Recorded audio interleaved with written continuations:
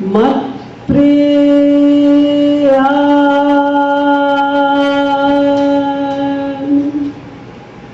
राधिका प्रिया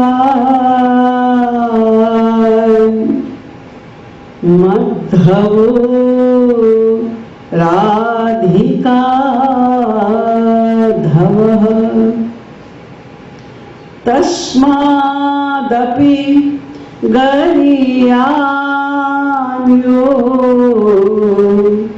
कृपालो मे जगद्गुरुः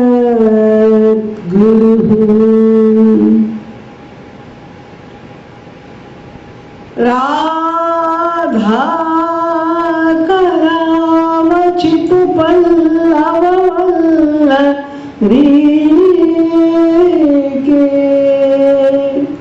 Radha पदांक Wilson मधुरस्थले के राधा यशो मुखर मत खगा वली के राधा विहार विपिने रमता मनो में यो ब्रह्माणं विदधाति पूर्वं यो वै वेदांश परिणोति तस्मै तद्ब्रह्म देवमात्मबुद्धिप्रकाशं मोक्ष वै शरणमहं प्रपद्ये।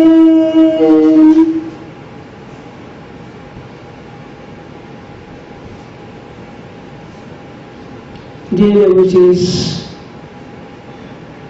according to the general rule, we will chant for a couple of minutes, and after that we will discuss on the given subject. I will sing the line of Kirtan and you will repeat after me, thinking about your Ishtadev.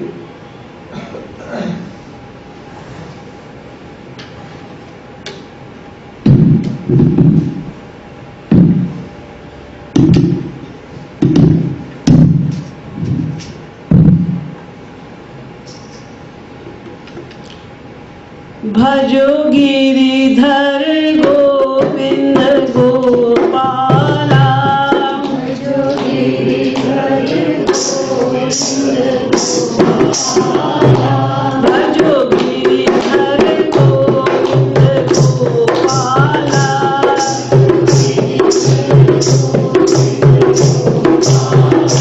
भजो गिरिधर गोविंद गोपाला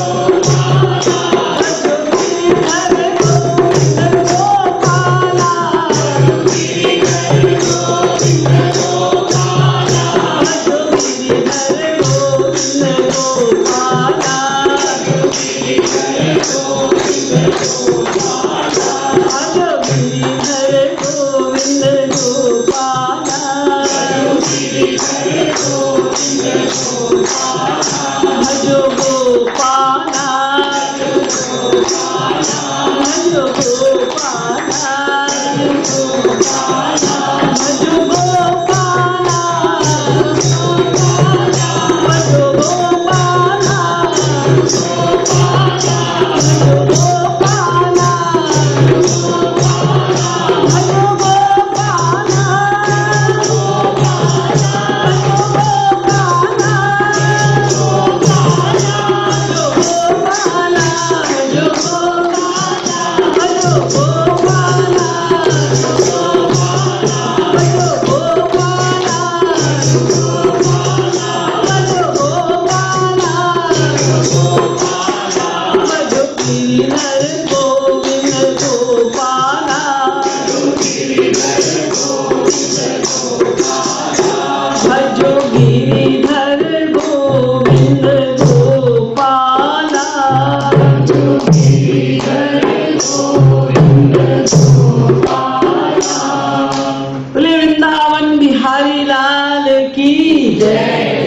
श्रीमद् सद्गुरु सरकार की जय।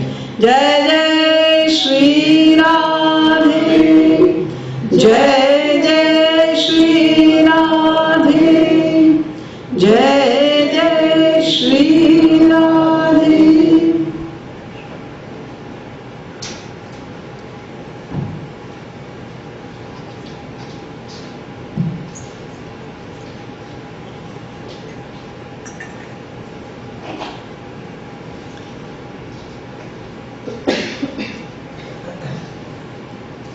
As you know, today we have to discuss on a very vital point, that is devotion, practice of devotion, a habit or a need. All of you are the devotees. You are practicing devotion every day. Some people are practicing devotion because it is their family tradition.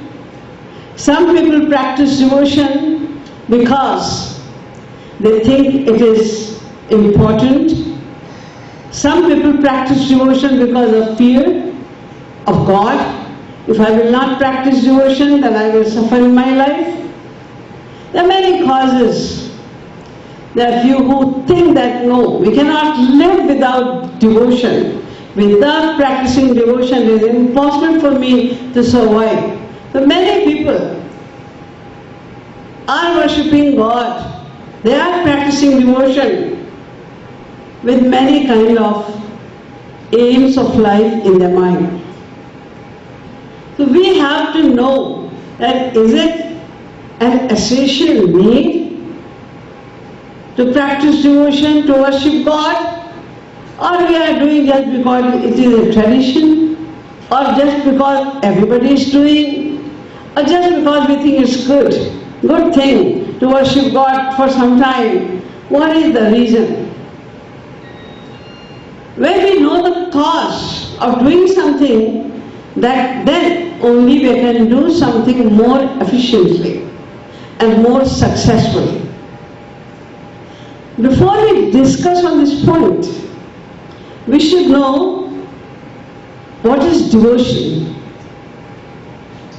This subject is very deep and very lengthy though. But in a nutshell, we can say that devotion is a link to heart to heart. In other words, devotion, the other word for devotion is love. There are three main powers of God: Sat, Chit, Anand. That's why it's called Satchidananda.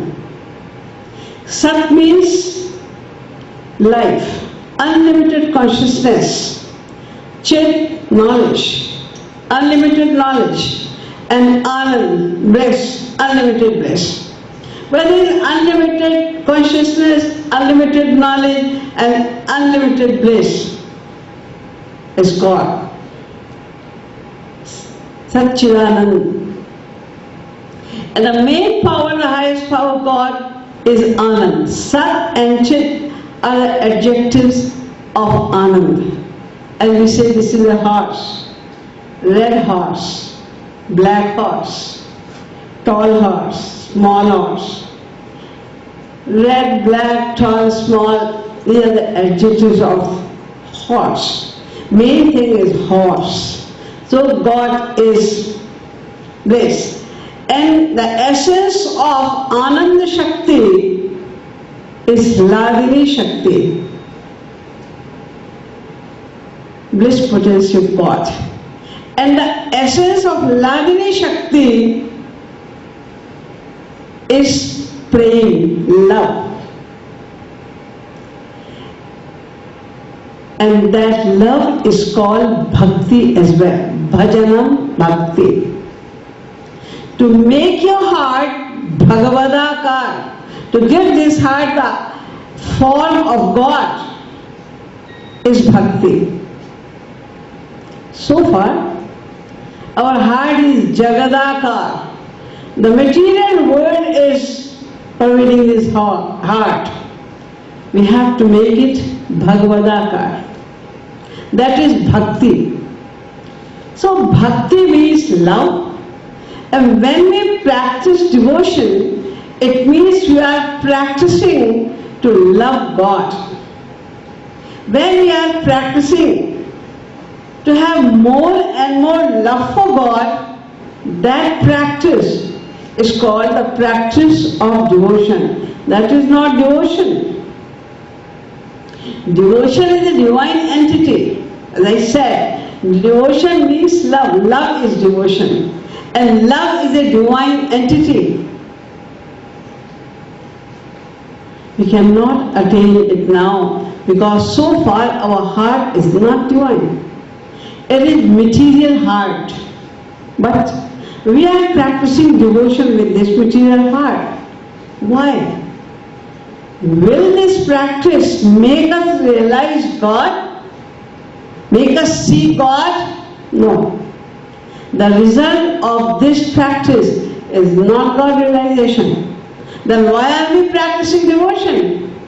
Because when we practice devotion, when we try to bring God in our heart, when we try to love God by heart, then by that practice, our mind becomes more and more pure. Our heart is dirty, full of material attachments. We think about the material achievements only. Our heart is dirty. We have to make it divine, not only pure. Because God is divine entity. How can we see God without having a divine heart? Love is a divine entity. How can we attain love without having a divine heart? So what happens when we practice devotion? It becomes more and more pure. In other words, we get more and more attached to God, and thus we get more and more detached from the material world. In that way, we purify our mind by purification, by practice of devotion. And that way, gradually, this kind of practice, the time of practice, when we're trying to focus on divine form of God, and we're trying to think about God, and trying to join our heart with God, that kind of practice is called sadhana bhakti. Sadhana bhakti. Sadhana means practice. The duration when we are practicing to remember God, to love God, that is sadhana bhakti. When we reach the acme of this sadhana bhakti, then we reach bhav bhakti. In that stage, we don't have to make too much effort to think or to visualize God in our heart. So far, when we try to focus on the form of God, it takes time. It seems like very hard because we try to focus on God's form and it goes again and again in the material world because of the practice. So far, we have a big practice of taking our mind in the material world.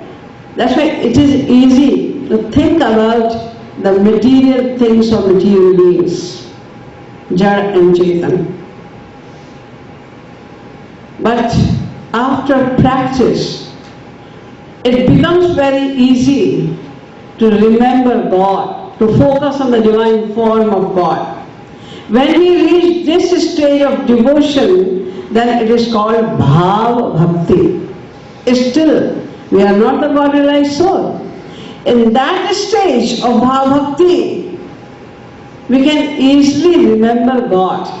And when we remember God, when we focus on God, when we meditate upon the divine form of God, that time we feel like God is really sitting or standing in front of us. So far, when we think, when we focus on the form of God, we know that we are trying to focus on the form of God. It is not the real form of God. God is not here. I am trying to meditate upon the form of God, but in Bhav Bhakti, a devotee feels, no, he is standing, he is ready. He feels like I am really seeing God, although he is not seeing God. He is just meditating upon the form of God. But he feels like that because that time his meditation is very deep. In deep meditation, he feels like that. And then, after this stage, a very secret and important power, the highest power of God, which is called Swarup Shakti. Swarup means the nature, the real form of the being. Swarup Shakti, which is called Lok-Maya Shakti also. It simply enters the heart and it starts making it divine. And when, by the grace of God and by the grace of Guru, the heart becomes divine, then we attain bhakti. So far we have to practice bhakti. Many people think that if I am going to the temple, if I am doing some puja every day, if I am doing arti every day, if I am cutting the beads every day, going to Tirth and all these things, I am a good devotee. No. These actions are not the actions of devotion. You may be called a religious person, a good person, but it's not devotion. It is not the practice of devotion as well.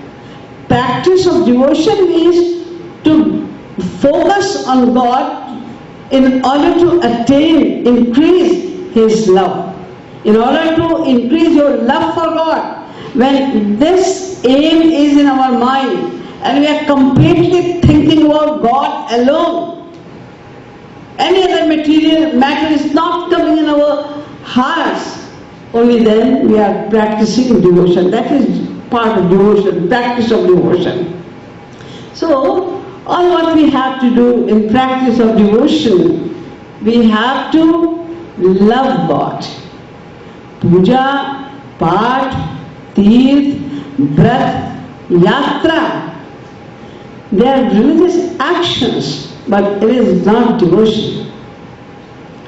Love is devotion. We have to increase love for God. Here, you may ask a question, many people ask this question, why should we love God? He is not related to us. We don't know, we haven't seen Him. Why should we not love our children, our family, our husband, our wife, our parents? Why should we not love them? Why should we love God? What is the need of loving God? And when people say that I am a good person because I am honestly earning money, I am honestly looking after my family, okay. I don't need to worship God. Because we say, because we have lack of knowledge. That's why we say that there is no need of loving God. Why should we love God? So the question arises that why should we love God? It's a very important question. And to answer this question, we have to know about two things. Only then we will know that what is the need of worshipping God. First thing is that who is God? You must know that who is God. And secondly, we must know that who am I? If we know that who is God and who am I, only then we can relate ourselves to God. Only then we will know what is the relationship between us and God. And only then we can know that how important it is to love God. The answer of first question is given in all our scriptures and in the Vedas. The Vedas say, Anando Brahmeti Vajanat. Anando Brahmeti. Anand. Who is Brahma? Ananda. Ananda Brahma iti. Anand is Brahma. We usually say there is Anand, there is happiness, there is bliss in God. No. This is a wrong sentence. That there is happiness in God. If we say like that there is happiness, there is bliss in God, it means bliss is a different entity and God is a different entity. And we need bliss. So why should we not find out what is bliss? Why should we find out God? Why should we love God then?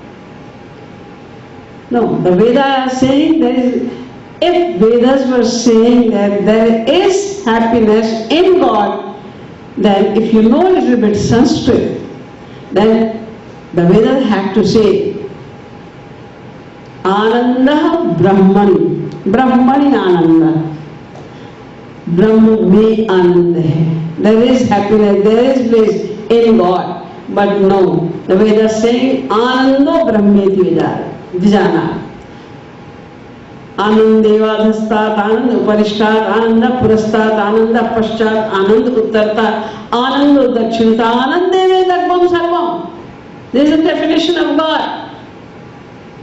Below Anand, above Anand. Anand means happiness, bliss.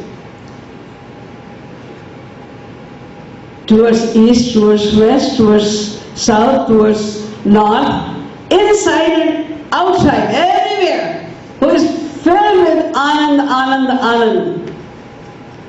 That personality is called God.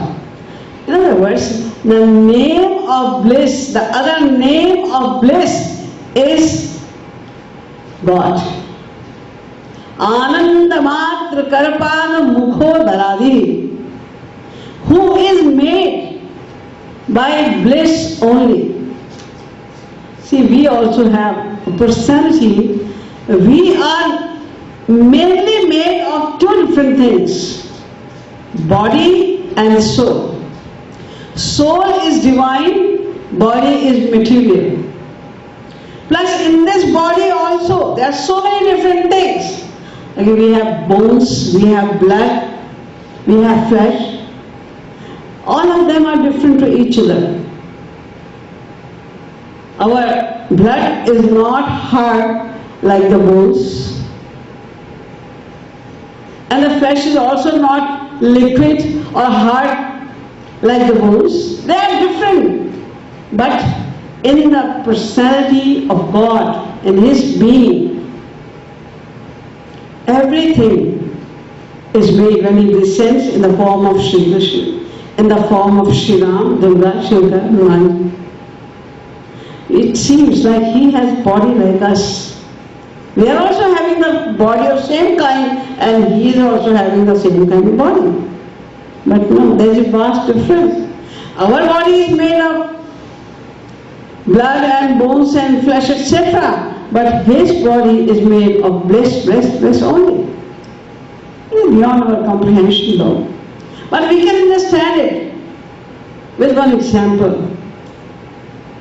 In India, we must have seen that at the time of Diwali, they make some toys of sugar.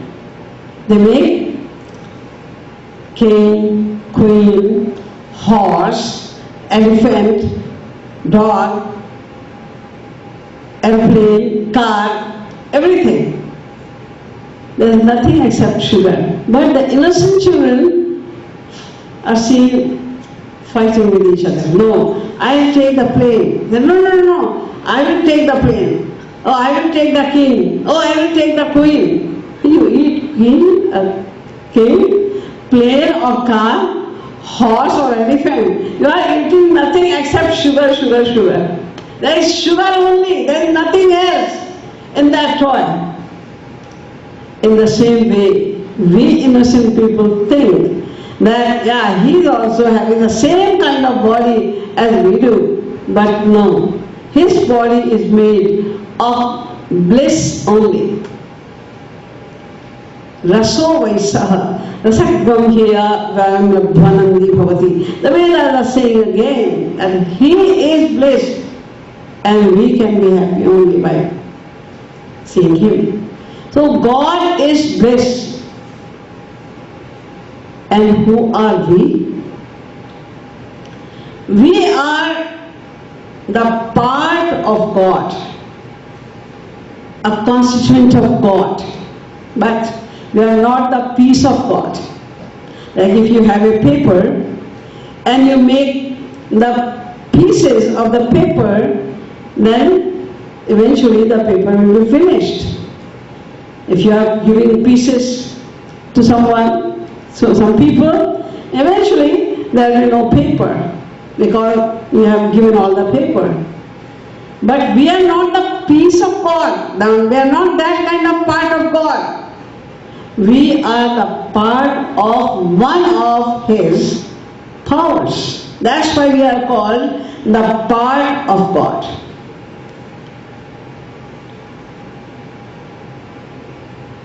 There are three powers of God. And as I explained before also, three powers: Chit Shakti, Jiva Shakti, Maya Shakti. These are the main three powers revealed by God. The entire world is the revelation of God's Maya Shakti. And anything which is made of Maya is inert, has no life. And Chit Shakti is the personal power of God. All the avatars of God, avatar of Shankarji, Brahmaji, etc. All the avatars are the revelation of His own power, Chit Shakti. And the third one is Jiva Shakti. All the living beings, wherever you see life in anything, wherever you see the life is a revelation of His Jiva Shakti. So all of us, all the living beings, including the animals, birds, insects and trees, etc., they are the revelation of His Jiva Shakti. So we are the part, the revelation of His one power, God's one power. So we are called Ansh. Ansh means a part.